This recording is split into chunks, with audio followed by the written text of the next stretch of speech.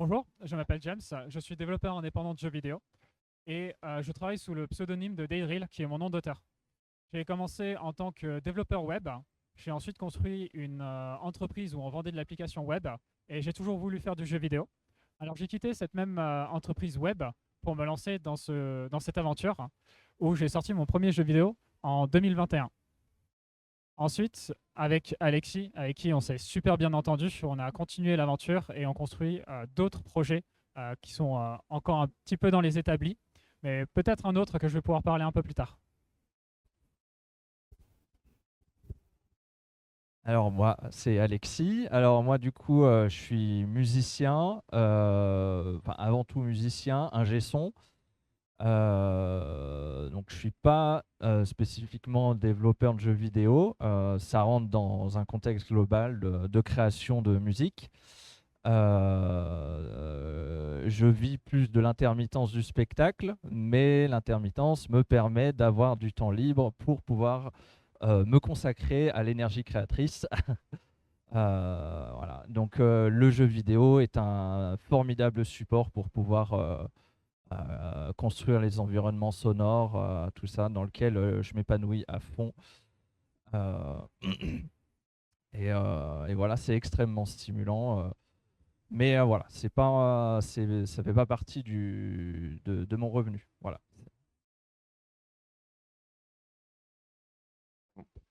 Bonjour à tous, moi c'est Pierre.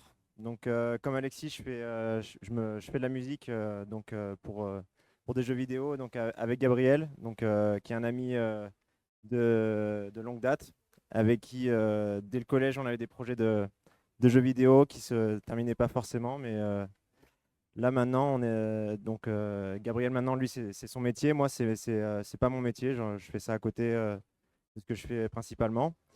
Et pareil qu'Alexis, ouais, je m'épanouis dans la création de musique, d'ambiance, de son, voilà, lié aux jeux vidéo, et puis surtout m'amuser en faisant ça. Bonjour, moi c'est Gabriel Sarnikov. Mon nom de développeur c'est Gabilon et je fais des jeux vidéo depuis que j'ai 15 ans, mais très très mal. J'ai commencé à les faire un peu mieux il y a quelques années. et, euh, et donc voilà, on travaille sur plein de projets, mais on le fait toujours entre amis. Ce qui est important pour nous, c'est de partager.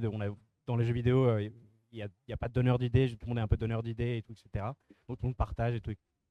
Et, euh, et voilà, c'est à peu près tout.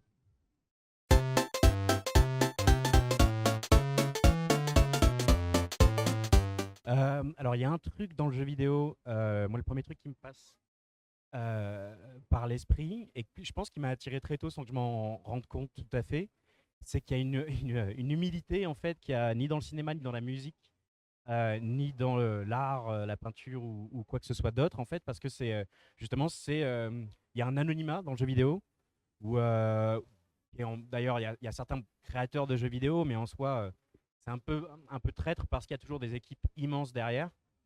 Et ce qui est vraiment intéressant dans le jeu vidéo, c'est que tous les secteurs musique, programmation, dessin, conception, production et tout, etc., travaillent pour avoir un résultat final sans. Il n'y a pas de vanité en fait, c'est très humble. Il y a très rarement des noms derrière les jeux vidéo et donc ça c'est très intéressant. Enfin, c'est pas forcément la raison pour laquelle je me suis lancé dans le jeu vidéo, mais je pense que ça m'a attiré. Sinon c'était juste accro aux jeux vidéo et puis c'était une façon de m'en sortir. Ouais, voilà quoi.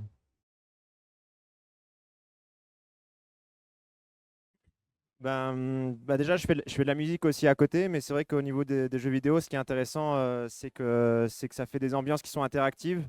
Donc, si on, c'est un peu similaire peut-être au cinéma ou enfin à des films. Donc, il faut s'adapter à une ambiance qui a à l'image. Mais c'est aussi que cette ambiance, elle va varier en fonction de ce que le joueur fait. Et je trouve ça intéressant que, enfin, du coup, on peut jouer sur voilà, les différentes actions qui vont avoir un impact sur la musique, sur les sons. Et ça, au niveau de la musique, je trouve ça intéressant. Et pareil, j'aime bien. Il y a certains jeux que j'aime bien et les musiques, elles restent. Et du coup, voilà, c'est une bonne inspiration aussi.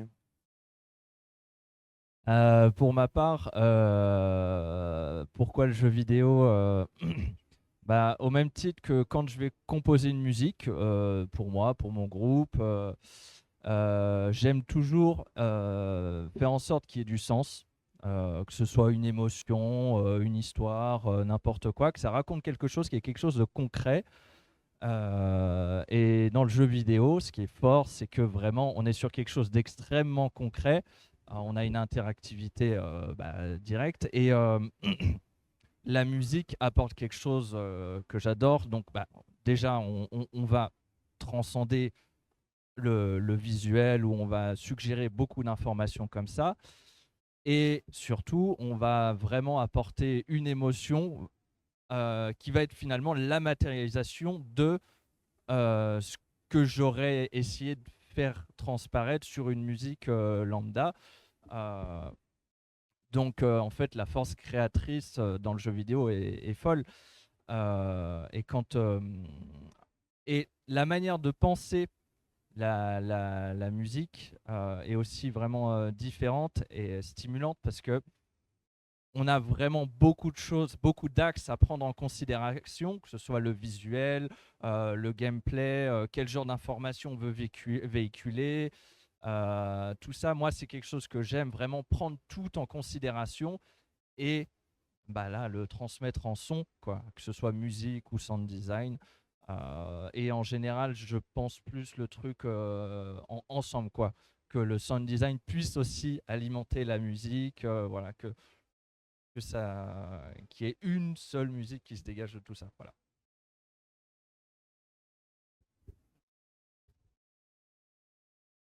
Pourquoi le jeu vidéo? Ma réponse, c'est Rayman 3. Quand j'avais 12 ans, j'ai joué à un fabuleux jeu vidéo. À la fin de ce jeu, j'ai vaincu le boss. Et il m'est arrivé en fait une bouffée d'émotions très très forte à la suite d'avoir terminé un jeu vidéo. Beaucoup d'émotions différentes qui sont passées dans ce corps d'un jeune de 12 ans. Et juste après ça, je me suis dit, je vais devenir game designer. À 16 ans, j'ai dit à mes parents que je voulais être avocat. Mais ça, c'est un autre problème social. Aujourd'hui, game designer, c'est un peu un luxe. C'est-à-dire qu'on a une équipe de personnes qui nous font confiance pour porter des idées qu'on a transformées ensuite sur papier. Pourquoi est-ce que j'ai décidé de vendre des idées que personne n'achète? Toujours pour cette même raison qu'à 12 ans, j'ai vécu une bouffée d'émotions incroyable et je souhaite partager ces bouffées d'émotions même à un public restreint de personnes. Mon parcours jusqu'à maintenant pour avoir atteint, on va dire, ce stade de, de pouvoir distribuer ces bouffées d'émotions aux gens, alors ça va bien sûr plus loin que juste des bouffées d'émotions. Ça a beaucoup passé en fait dans le fait de rencontrer de nombreuses personnes au fur et à mesure de mon apprentissage, que ce soit au sein de l'école où j'ai appris, mais aussi durant mes différentes aventures entrepreneuriales. Ce qui m'a le plus apporté, surtout, ça a été les gens avec qui j'ai travaillé et avec qui j'ai pu construire en fait ces différents univers de jeux ou tester ces idées. Ces gens, ça peut être des gens avec qui, alors travailler soit pour le son, soit pour la musique, c'est la même chose, à deux détails près, soit pour les graphismes, soit pour la programmation, la gestion de projet, mais aussi les testeurs de jeux, les gens qui jouent les jeux vidéo. Et il n'y a pas plus grande récompense lorsqu'on voit une personne qui joue à notre jeu vidéo, au jeu vidéo sur lequel on a travaillé pendant un bon moment bien intense, voir une réaction sur ce visage. Et c'est cette bouffée d'émotion-là que je suis trop ravi de voir se dérouler. Voilà.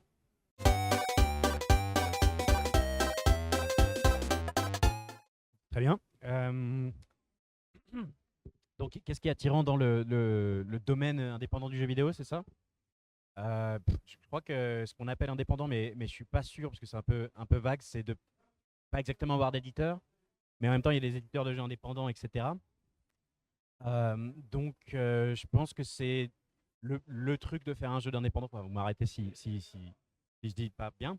mais c'est de faire un jeu qui sort un petit peu des sentiers battus, qui va avoir des propositions un petit peu différentes et tout, etc. Et donc, il y a ça, il y a de faire quelque chose, on ne sait pas si ça va marcher en fait.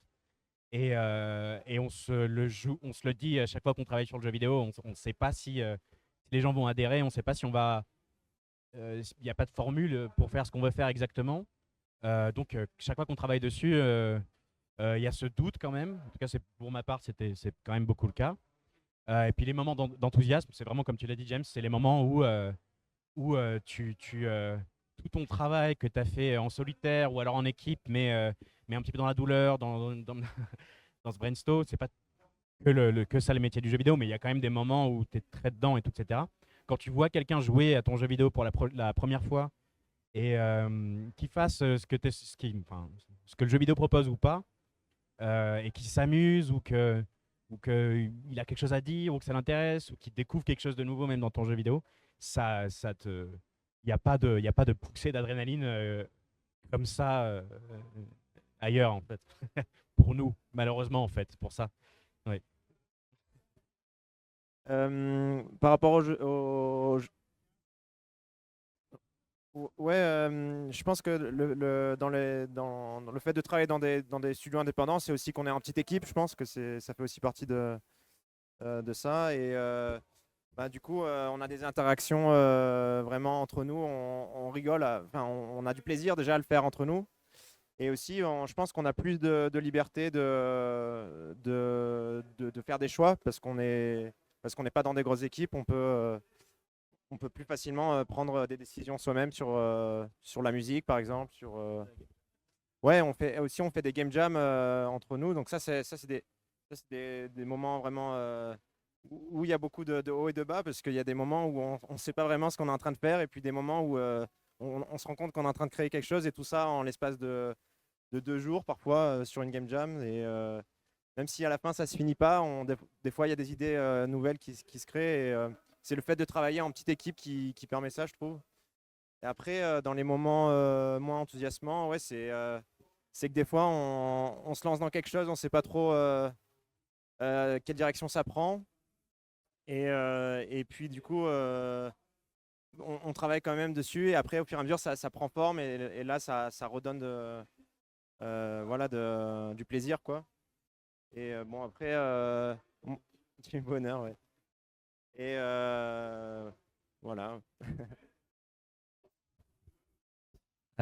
Ouais, donc bah, pour ma part, pour le côté enthousiasmant, effectivement, ça va être en tant qu'indépendant, bah, c'est justement s'approprier la liberté de avec qui on travaille. Euh, donc ça, c'est une grande richesse, vraiment pouvoir travailler avec des gens qu'on apprécie, où on va avoir beaucoup de bienveillance et se laisser la libre expression mutuelle. Euh, donc ça, la liberté dans les choix du jeu, du type, du public ou même pas, sans même, on peut même se dire non, juste je vais faire un jeu et aller à Jacques Taest, on verra ce que ça donne. Euh, et puis, bah, comme je disais tout à l'heure, vraiment cette liberté créatrice où du coup, on s'approprie notre univers qu'on s'est donné, on lui donne petit à petit corps, tout ça. Voilà. Euh, c'est vraiment finalement, voilà, le résumé, c'est la liberté de pouvoir faire ce qu'on veut. Donc ça, voilà, ça, c'est vraiment chouette. Et sans vraiment se donner la pression d'une durée, quoi, justement, s'émancipant du côté financier, en tout cas dans un premier temps. Voilà, ça débride pas mal d'aspects dans la création. Pour les côtés moins enthousiasmants, un peu plus lourds, ça va être justement, on est livré à nous-mêmes. Donc il faut tout définir, tout le cadre, comment on va gérer le projet, comment on peut faire ça, dans quelle durée. Enfin, Parce que l'idée, c'est quand même que ça aboutisse et ça demande une certaine discipline qu'il faut s'imposer. Sinon, bah, le truc il traîne, ça avance pas, on n'arrive pas à faire et ça peut être voilà le piège justement de cette liberté. Et ça, voilà, c'est un peu le. Et puis bah, du coup, effectivement, définir quand on essaye de définir un scope, tout ça, bah, l'inexpérience aussi qui peut prendre le pas là-dessus, où on se prend des retours de bâton, mais vraiment pas tout de suite, quoi. On le voit arriver plusieurs mois après. Ah oui, ok, d'accord. Ah oui, si j'avais su ça, bon bah, tant pis, hein, voilà. Voilà. Alors au quotidien, il se passe beaucoup de choses, à tel point que ce n'est pas tant un quotidien que je vis, mais c'est à chaque fois une aventure différente. Pour reprendre les dires de vous aussi et sur le côté indépendant, ce qui est intéressant, c'est qu'on travaille toujours sur un peu le côté innovation du jeu vidéo et de sa proposition. C'est-à-dire que lorsqu'on travaille sur un jeu vidéo, ou surtout un type de jeu vidéo, c'est comme si on recréait un nouveau métier à chaque fois. Et lorsqu'on change d'un type de jeu vidéo, on est obligé de se repenser à nouveau le métier et de retravailler sur un nouveau processus. Ça, c'est le côté, en tout cas, qui m'enthousiasme le plus, c'est cette stimulation que je vis dans ce métier même. Une autre chose que j'apprécie dans, dans le processus de développement d'un jeu vidéo, c'est le fait de voir un projet sur plusieurs mois avancer et bien évidemment aboutir. Ce qui en vient au côté le moins enthousiasmant et surtout frustrant, qui peut déprimer, parfois même amener, il faut le dire, à des phases de dépression, c'est tout ce côté du projet qui se délite un peu. On a des pertes de vélocité, on a la sensation qu'on s'embourbe, on a le projet qui n'avance plus. Ça, c'est plutôt le côté attrition d'un projet. Et ça peut être très difficilement moralement.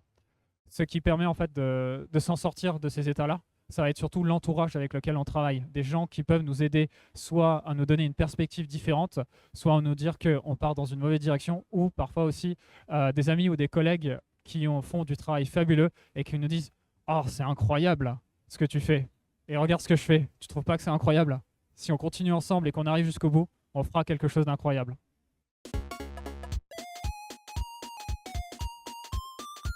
Euh, je... Là, je sors d'un projet qui a duré 6 ou 7 ans. Je comptais plus vraiment.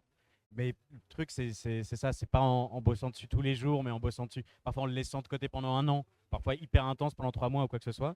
Et je pense que c'est ça principalement. Ça aurait été genre de me dire lance-toi dans un truc plus simple. Vas-y doucement, petit à petit et tout, etc. Euh, Sinon, non, bon, sinon, en vrai, je suis content. Franchement content, ouais, juste de ça, de pas avoir trop d'ambition ou quoi que ce soit. C'est pour ça que ce que vous faites, c'est vachement bien. Des petits projets de 3 mois, rester sur des trucs courts et tout. C'est vachement bien pour cette raison-là. C'est parce qu'il faut pas, faut bien connaître ce dont on est capable et puis pas trop avoir d'ambition pour pouvoir avoir quelque chose à montrer, pour pouvoir continuer la machine et tout. Voilà, donc pas trop d'ambition et puis des trucs comme ça, quoi. Ouais, là, c'est dur. Ouais, mais non, mais qui attend? Si vous avez. Vas-y. Voilà. Ouais, bah vas-y. Moi, pour ma part, je dirais, parce que c'est vrai que j'ai été très vite emballé. euh, je dirais effectivement, je rejoins totalement l'idée de pas trop d'ambition, suffisamment pour générer l'envie, mais pas trop pour dire sois humble et t'as tout à apprendre. Donc, même si pour ma part, c'était pas le cas, mais je me suis tout formé sur le tas, beaucoup d'autodidactes. Euh, Même quelqu'un qui aurait fait une formation, t'as quand même tout à apprendre. J'ai un bon exemple pour. Bah non, je vais pas me disperser. Euh, voilà.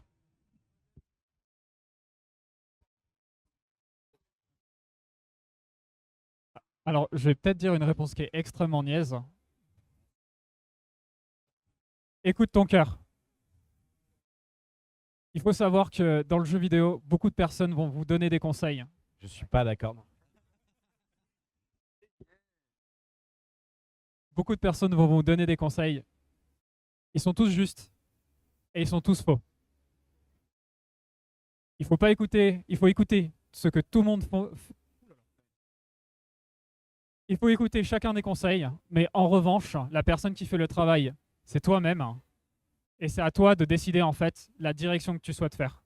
Plus d'une fois, il m'est arrivé de me perdre en fait dans une direction qui au final fonctionne pour quelqu'un d'autre, mais qui n'a pas fonctionné pour moi.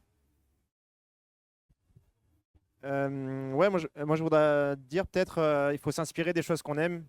Il faut pas avoir peur d'imiter des fois. Et après, en fait, en imitant, de toute façon, on le fait mal. Et du coup, ça devient quelque chose de nouveau des fois. Je crois que c'est quelque chose dont j'avais peur il y a 10 ans. J'avais toujours, je pensais toujours vouloir inventer quelque chose. Et des fois, il faut juste s'inspirer et écouter des choses qu'on aime, faire des choses qu'on aime, et ça vient tout seul, je pense.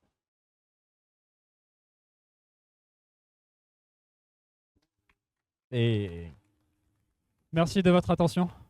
Passez un bon festival.